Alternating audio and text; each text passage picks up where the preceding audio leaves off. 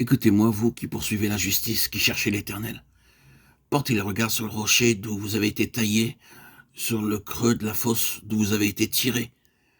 Portez les regards sur Abraham, votre père, et sur Sarah, qui vous a enfanté, car lui seul, je l'ai appelé, je l'ai béni et multiplié. Ainsi l'Éternel a pitié de Sion, il a pitié de toutes ses ruines. Il rendra son désert semblable à un Éden, et sa terre aride à un jardin de l'Éternel. La joie et l'allégresse se trouveront au milieu d'elle, les actions de grâce et le chant des cantiques. Ésaïe 51, 1 à 3. Le Seigneur Jésus est ce rocher, 1 Corinthiens 10, 4.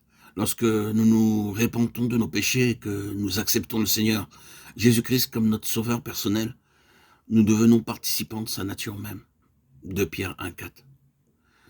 Nous étions pécheurs par nature et Dieu ne pouvait voir en nous aucun bien, comme Paul en témoigne dans Romains 7, 18. Il n'y a rien de bon dans notre nature en tant qu'être humain aux yeux de Dieu. Il n'y a non plus rien de bon en nous spirituellement. Il n'y a rien dans notre vie que Dieu peut accepter pour son service.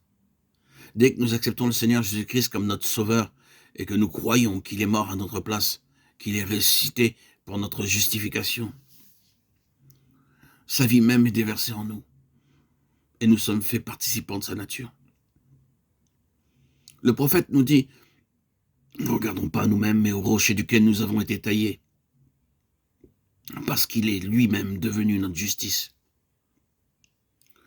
Toutes les vertus du Seigneur Jésus-Christ et ses qualifications sont déversées en nous, jour après jour. Si nous conservons nos regards sur Jésus, il est notre exemple et notre vie. Si vous désirez être humble, dites-lui, Seigneur, rends-moi doux et humble comme toi-même. Si vous voulez aimer vos ennemis, dites-lui, Seigneur, donne-moi le même amour avec lequel tu aimas tes ennemis. Lorsque tu disais, pardonne-leur car ils ne savent pas ce qu'ils font. Nous pouvons lui demander de nous donner son amour, sa patience et sa joie. Alors un jour, nous serons comme lui, avec cette vie. Il nous sera donné des corps immortels et glorifiés. 1 Jean 3, 2. Oh Seigneur, donne-moi